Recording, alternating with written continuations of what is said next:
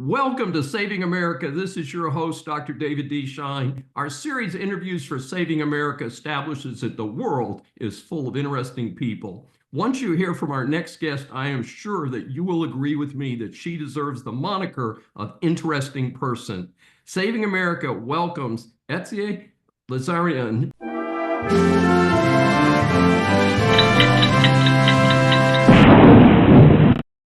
Who learned leadership skills early in life, completing her mandatory service in the Israeli Defense Forces, known as IDF, of course, where she rose to become staff sergeant in the Givati Brigade, an elite infantry unit. She followed that by completing both her BA in finance and her MBA at the University of Derby in the United Kingdom. Several years later, Eti moved to the United States to become a god. General Operations Director for Insignia LLC, where she oversees a variety of real estate projects that the firm handles. As well as being involved in Insignia, Eti, as a family office principal, oversees family investments in other asset categories. One of her interests is the evolution of EV technologies, and she directs investments into various projects around that space. One of her deepest passions in life is philanthropy, a passion she has passed on to her 3 daughters. She is involved in projects from food distribution during the COVID crisis to arranging small suitcases for children in shelters. That passion continues with new projects of each and every day under a simple philosophy: be kind. We welcome Eti Lazarian for her first appearance on Saving America. Thank you, David, for this warm introduction. Well, we're delighted to have you. We've been in communication with you for several months here, and we've been trying to coordinate schedules. So we're just super happy that you were able to work us into your schedule. Yes, thank you so much for hosting me. I really appreciate it. I'm very excited about this beautiful opportunity. Thank you. And we're excited about having you here. As you know, we ask 3 prepared questions and then we wrap up. You have an amazing background with your experience in the Israeli military and then to the UK and then from there to the United States. What brought you to the USA and how would you compare it to where you've been previously? You know, beginning of my career was in the military, where I learned the meaning and understood what hard work really is. I mean, you're working hard, but this is to protect your life, to protect your country.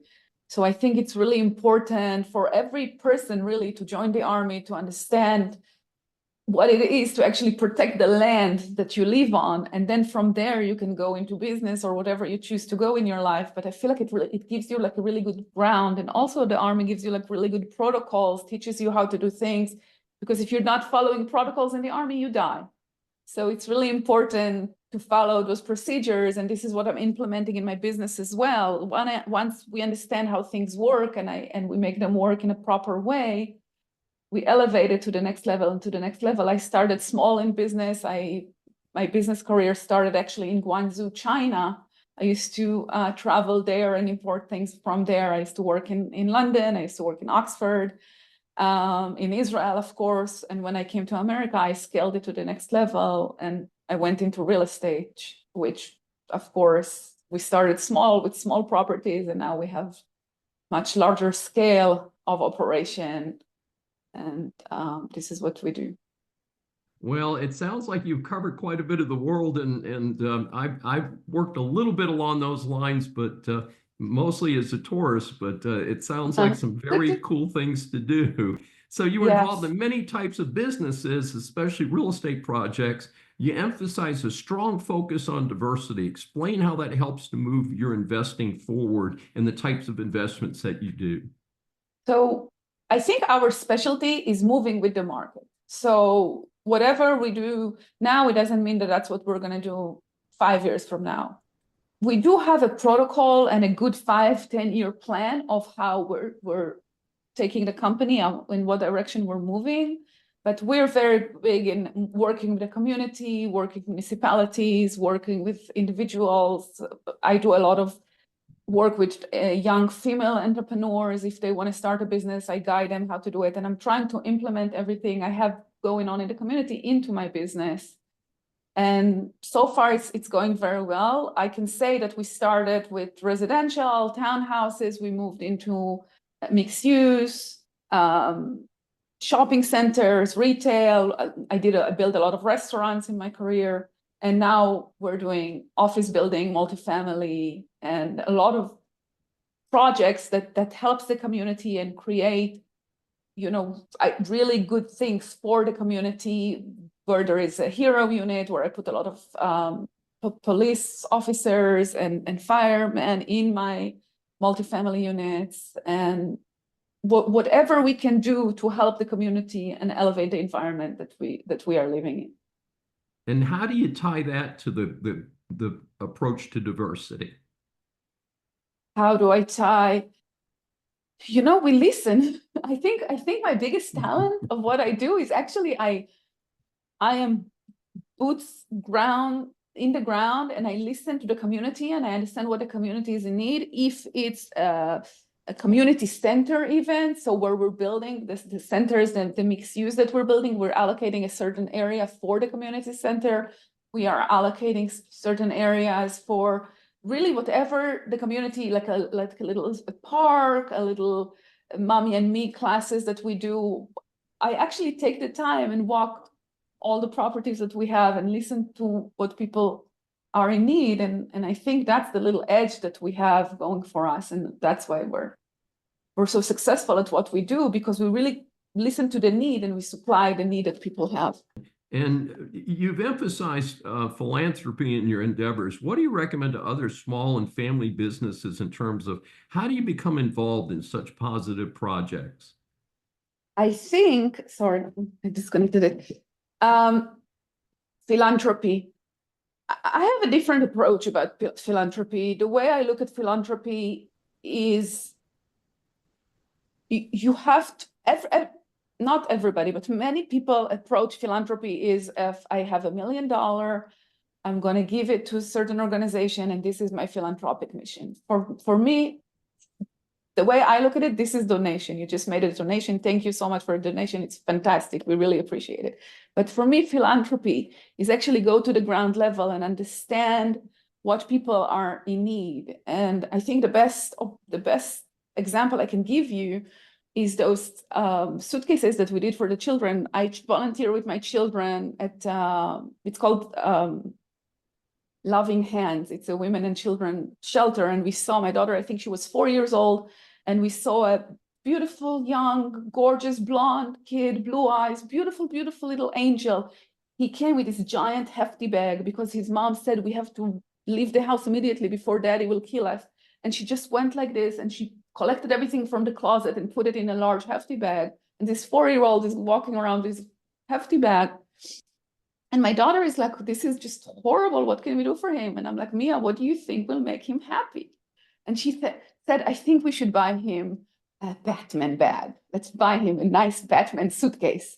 So we went to Walmart and we saw the Batman suitcase. And then we talked to the manager of Walmart was there, surprisingly enough. And this is also a philanthropic, entrepreneurial adventure for her, because she just figured out that she could ask the Walmart guy, but she could buy a suitcase for $20, but she could also ask the Walmart manager to donate 100 suitcases, and then she can give it to the shelter, and all those children that pass through the shelter will have an Elsa bag or a princess bag or a Batman or Spider-Man or whatever you want. And she told the manager what happened, and immediately he gave her what she asked.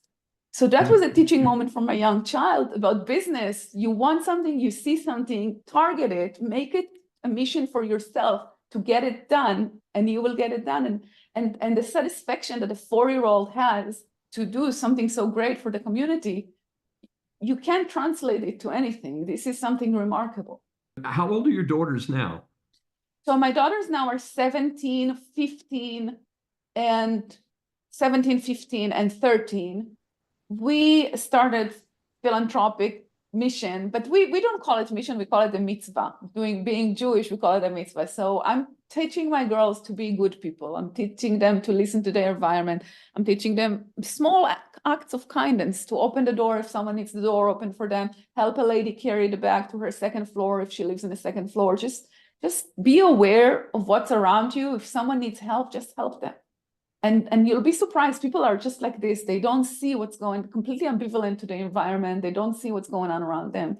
And I think that's our biggest disadvantage that we have as a community. We used to be a little village, but now we're so big and there are so many people around us. So that's what happens. It's interesting you say that. And part of that is what I call good manners. And I grew up, my mother had poor balance. So she was naturally left-handed. And in Catholic school, they hit her left hand with a ruler to force her to write right-handed. This, of course, is in the 1930s. And the superstition was that left-handed people were at a disadvantage or bad people. So in any event, apparently, if you're forced to write with the wrong hand, it affects your balance. So I had very stable gait. I was my mom's escort. And so my mother had read Emily Post, which was a big, thick book on manners, including how you put silverware out and all that. So even though we grew up very poor, I was taught very basic manners. You always open the door for a woman. You always open the door for an elderly person. You always help people. I mean, it was not charity. It was part of what you did as a responsible person who was not disabled and not elderly or whatever.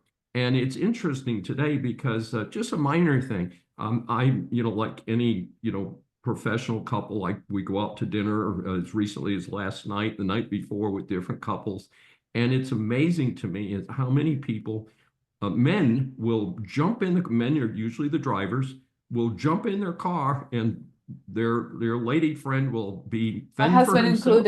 My husband including, But doctor, yes. it's just fascinating because I can't conceptualize doing that because it was so ingrained in me to make sure that my mom was safe, she was, in the house, in the vehicle, whatever you're doing. So I think we could, hopefully we're going to return to better manners. And you are the last gentleman alive, doctor. You are well, the last I'm hoping one. I'm arguing that we're going to bring it back. And I think that ties in with charity because some of what you mentioned is good manners as well as it's being aware. It's just being aware, doctor. It's just being aware. It's just looking around you, see the need, identify the need. And that's what makes you a good businessman. That's what makes you a good philanthropist. That's what makes you a good person. Just look around you, see what people need, identify it, and move forward with it. This is the way I look at things. Well, it sounds like a very healthy approach. And that sounds like you're doing a wonderful job of bringing your daughters around, and they're going to be an asset to the community for many decades to come. And as you know, we try and keep these interviews short because we interview busy people like you. We don't want to take you off track too much. But tell our audience how do they get information on you, your company, and your charitable activities? How do they get that information? So my company is Insignia LLC. So insigniacra.com. You can go online and see everything that we have, all the projects we have. If you want to invest with us, you're welcome to come and invest. We have amazing projects. All the projects are around the community. All the projects are live, play, work. We do everything together. It's like you don't really need to leave the area. You don't even need a car. You have the restaurants, you have your apartment, you have whatever you need, office buildings, everything in one community area, which is amazing, I think, what we do. Regarding the philanthropic work, we have Lazarian Girls Do Good, Be Good. It's that simple. We have a Facebook page, we have an Instagram page, Lazarian Girls Do Good, Be Good. It's just simple philosophy of life. Be a good person. Do good things, be kind to the person next to you. Everything we are and everything I am is all about kindness and understanding and talking to people and being accepting and understanding that sometimes some people are mean one day or having a bad day, but it's just that moment. They're just having a bad day or a bad moment in that moment. And always keep your mind open, always give the people the benefit of the doubt. When I talk about philanthropy, it's a simple thing. I go in front of children and I say, okay, I'm a philanthropist. I want to be a philanthropist. This is my lifelong dream. I'm a philanthropist. I don't have any money. I take my pockets out. I have no money. What can I do? I don't have any $1 to give you. I got nothing. What can I do? And kids themselves come up with this amazing idea. Girls have beautiful long hair. They donate their hair to Locks of Love, to kids with cancer. Beautiful ballerinas can dance. We go to the elderly home and we entertain the elderly and we teach them how. We don't really teach them, but we show them how to dance, and we show the elderly lady how to hold the hand like this and how to move. And it's also making them smile and laugh, and everybody's giggling. It's really, really sweet. We go to the dog shelter. We read a book for the dogs. So young kids that just learning now how to read, they're practicing their reading, but they're reading to the dog. So they make even a bigger effort to read a full book to the dog, because the dog is by himself and nobody talks to him. And the dogs are just so happy to see the kids coming and taking them out for a walk and talking to them. So anybody can be a philanthropist. Any person in the world can be a philanthropist. It's just wanting and understanding that there is a need out there and fulfilling the need, and not trusting someone else to do it. You always say, okay, this dog is going to be fine. This person is going to be fine. Someone is going to take care of him. Be that someone. Raise up. Elevate yourself and make sure that you rose up for the occasion and you took care of the issue that was in hand. So important. Eti Lazarian, it has been an absolute pleasure to introduce our audience to you and some of your activities. And for our audience, this is Dr. David D. Schein for Saving America. Thanks for joining us, and please subscribe on your favorite platform.